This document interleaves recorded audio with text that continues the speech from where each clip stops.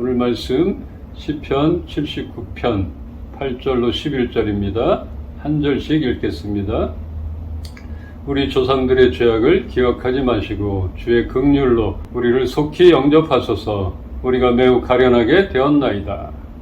우리 구원의 하나님이여, 주의 이름의 영광스러운 행사를 위하여 우리를 도우시며 주의 이름을 증거하기 위하여 우리를 건지시며 우리 죄를 사하소서. 이방 나라들이 어찌하여 그들의 하나님이 어디 있느냐 말하나이까. 주의 종들이 피 흘림에 대한 복수를 우리의 목전에서 이방 나라에게 보여주소서. 갇힌 자의 탄식을 주의 앞에 이르게 하시며 죽이기로 정해진 자도 주의 크신 능력을 따라 보존하소서. 아멘. 시편 79편은 노래하는 자며 제사장인 아삽이 예루살렘 성이 바벨론에게 파괴당한 것을 슬퍼하며 지은 시입니다. 거룩한 성전이 더럽혀지고 주님의 백성들이 고통을 당하고 있는데 언제까지 이런 징벌을 내리실 겁니까? 이런 한탄을 넘어 진노를 멈추시고 그 진노를 적들에게 돌리라며 하나님의 개입을 간절히 구하고 있습니다. 오늘날 성도가 환난에 처했을 때 어떤 자세를 가져야 하는지, 우리가 당하는 환난 앞에 우리는 어떻게 해야 할 것인가, 하나님께 간구하는 아삽의 시를 보며 교훈을 얻기를 바랍니다. 우리가 당하는 환난 앞에 첫 번째로 우리는 하나님의 긍휼하심에 호소해야 합니다. 8절 다시 보겠습니다. 우리 조상들의 죄악을 기억하지 마시고 주의 긍휼로 우리를 속히 영접하소서. 우리가 매우 가련하게 되었나이다. 이처럼 조상들의 죄로 인한 하나님의 진노를 그쳐달라고 호소함 같이 우리들이 당하고 있는 모든 환난을 멈춰달라고 우리는 하나님의 성품인 긍휼함에 호소해야 합니다. 이 환난과 고통이 마땅히 나의 잘못과 연약함으로 인한 것일지라도 하나님께 긍휼을 베풀어 달라고 간구해야 할 것입니다. 그렇잖아요. 우리의 자녀가 잘못을 했다면 마땅히 벌해야 하지만 눈물로 용서를 구한다면 그 벌을 감해줄 수밖에 없을 것입니다. 우리를 사랑하시는 하나님은 우리의 진정한 회개와 간구 앞에 진노를 멈추시고 돌이키시는 분이십니다. 우리의 행위로는 절대로 받을 수 없는 것을 받게 해주시는 것이 은혜이며 우리의 죄로 인하여 마땅히 받아야 할 징벌을 받지 않게 해주시는 것이 긍휼입니다. 이러한 하나님의 성품을 알아야 합니다. 그래야만 더 이상 숨지 않고 어떠한 상황에서도 주저없이 하나님께 가까이 나갈 수 있는 것입니다.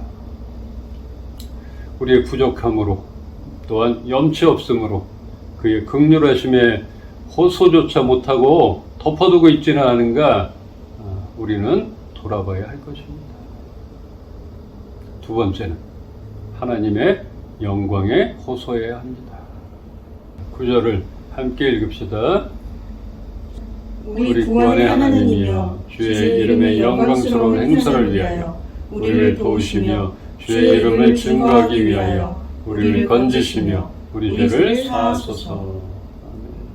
하나님은 우리의 실수와 어리석음으로 인해 지은 잘못에 대하여 회개하며 하나님께 나아가면 그런 죄악을 기억조차도 하지 않으시고 용서하시는 은혜와 긍휼을 베푸시는 사랑의 하나님이 분명하지만 그의 영광에 영향을 주거나 영광을 다른 것에게 돌아가게 하는 것을 결코 용납하시지 않으시는 분이십니다. 우리가 10계명을 보더라도 1계명부터 3계명까지가 나 외에 다른 신을 섬기지 마라, 우상을 만들어 섬기지 마라, 나의 이름을 망령되게 부르지 마라, 나의 영광을 결코 우상에게 돌리지 않겠다, 그렇게 하시는 하나님의 확고하며 확실한 명령을 볼 수 있습니다. 여호와 이름에 합당한 영광을 돌릴지어다. 이처럼 하나님은 영광을 받으셔야 하고 마땅히 자녀된 우리에게 그 영광과 찬송을 받으시기를 원하심을 많은 말씀 가운데 나타내 보이십니다. 더 나아가서 자녀인 우리도 그 영광을 가리거나 우리가 그 자리에 올라가서는 안 될 것입니다. 그러기에 우리는 하나님께서 나에게 행하셨던 많은 일들을 찬양하며 하나님의 도우심을 우리의 자랑거리로 삼아야 합니다. 나는 한 것 없고 그분만이 드러나게 해야 하는 것입니다. 우리가 말로는 주님이 하셨어요. 하지만 그 배경엔 물질과 힘과 또 사람과 다른 어떠한 것들이 하나님의 영광에 앞서 높아져 있지는 않은가. 은연중에라도 하나님보다 더 믿고 있는 것이 있는가 우리는 보기를 원합니다. 우리의 환난과 시련이 길어지고 있다면 우리가 하나님의 영광을 가리고 있는 것이 있는가 마땅히 돌아봐야 할 것입니다. 이처럼 우리가 당하는 환난이 길어지고 주의 백성이 고난을 당하게 되면 결국은 하나님의 영광을 가리는 것이지 않습니까? 그러니 이 환난에서 우리를 건져주시고 끊어주세요. 이렇게 하나님의 이름에 그 영광에 호소할 이유가 있는 것입니다. 이런 환난 가운데 우리가 어떻게 나아가야 할 것인가? 세 번째, 하나님의 능력에 호소해야 합니다. 10절로 11절입니다. 여기 한 절씩 읽겠습니다. 이방 나라들이 어찌하여 그들의 하나님이 어디 있느냐 말하나이까? 주의 종들이 피 흘림에 대한 복수를 우리의 목전에서 이방 나라에게 보여주소서. 갇힌 자의 탄식을 주의 앞에 이르게 하시며 죽이기로 정해진 자도 주의 크신 능력을 따라 보존하소서. 이방 민족이 하나님을 무시하고 멸시하지 못하도록 크신 능력을 보이셔서 참 하나님 되심을 나타내 보여달라고 합니다. 갇힌 자들이 고통 가운데 탄식하고 신음하는 소리를 들어주시고 주께서 능하신 두 팔을 펼치셔서 죽게 된 이들의 가련한 목숨을 속히 구해달라고 능력이 하나님께 호소해야 합니다. 우리는 너무 하나님의 능력을 제한하고 있지 않은가?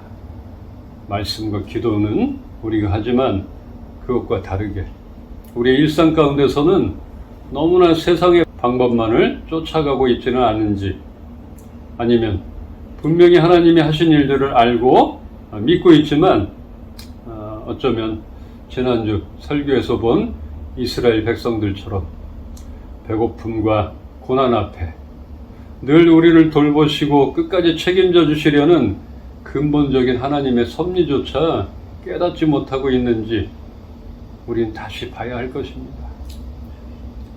우리의 원망과 불평함으로 하나님이 하실 일들을 늦추시게 하는 건 아닌지 정말 다시 한번 돌아봅시다.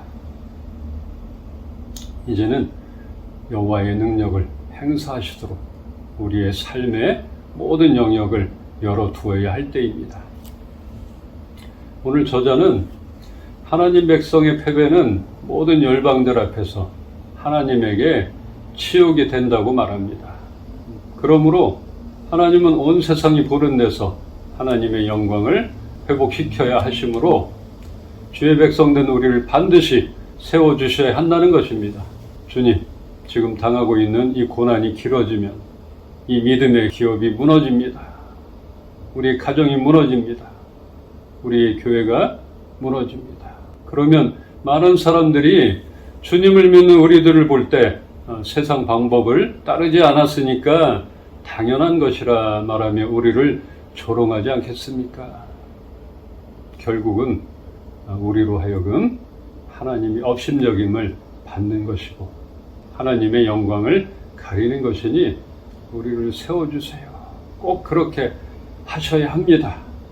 이렇게 하나님의 긍휼하심과 그 이름의 영광과 능력의 팔 앞에 우리는 호소함으로 간구해야 합니다.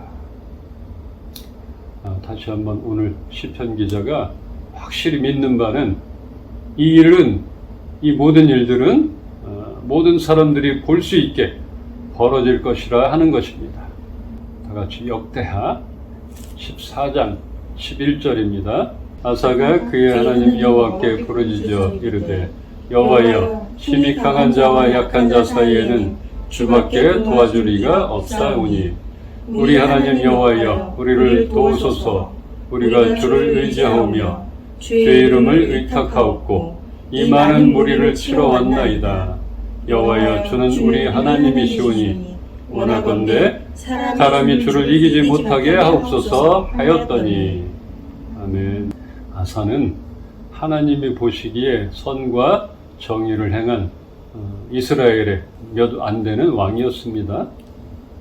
그의 군대는 창과 활을 당기는 자가 58만 명이었고 구스 사람 세라가 그를 치려 군사 100만 명과 병거 300대를 이끌고 쳐들어왔습니다. 여기서 병거라 함은 지금으로 말하면 탱크라 할 수 있겠습니다. 아사의 군대는 탱크도 없고 누가 봐도 상대가 되지 않을 상황에서 힘이 강한 자와 약한 자 사이에는 주밖에 도와줄 이가 없다고 하나님께 부르짖고 있습니다. 우리는 세상에서 우리가 감당할 수 없는 많은 것과 마주 서 있습니다. 누가 봐도 상대가 될 것 같지 않은 싸움 앞에 있을 때 우리는 무엇을 의지해야 합니까?